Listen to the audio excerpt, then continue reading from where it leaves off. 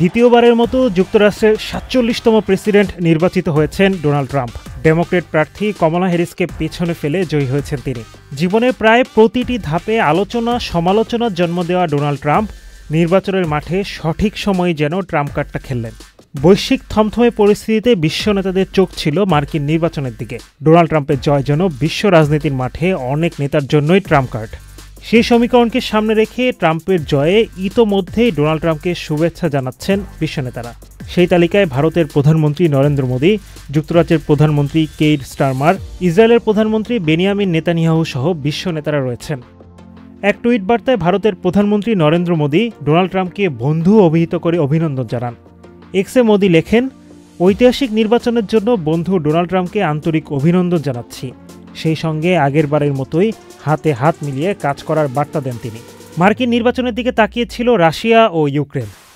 যুদ্ধে জড়িয়ে থাকা এই দেশ দুটো পর্যবেক্ষণ করছিল মূলত ট্রাম্প জেতেন কিনা। তিনি জিতে যাচ্ছেন, তাই হয়তো ইউক্রেনের সহায়তা কমে যেতে পারে, তার প্রভাব পড়বে যুদ্ধে। এমনকি ট্রাম্পও বলেছেন তিনি চাইলে ২৪ ঘন্টার মধ্যে ইউক্রেন যুদ্ধ বন্ধ করতে পারবেন। তাই শুভেচ্ছা বার্তা দিয়েছেন ইউক্রেনের প্রেসিডেন্ট ভলোদিমির জেলেনস্কিও। তিনি আশা প্রকাশ করে বলেছেন তার প্রেসিডেন্সির সময় ইউক্রেন আরেকটু শান্তির দিকে এগিয়ে যাবে। এদিকে মধ্যপ্রাচ্যের উত্তাপের নাটের গুরু ইসরায়েলি প্রধানমন্ত্রী বেনিয়ামিন নেতানিয়াহু রিপাবলিকান প্রেসিডেন্ট প্রার্থী ডোনাল্ড ট্রাম্পকে শুভেচ্ছা জানিয়েছেন।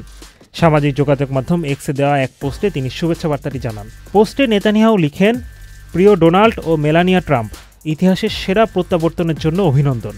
হোয়াইট হাউসে আপনার ঐতিহাসিক প্রত্যাবর্তন ইসরায়েল ও আমেরিকার মহান জোটের জন্য একটি শক্তিশালী প্রতিশ্রুতি দেয়।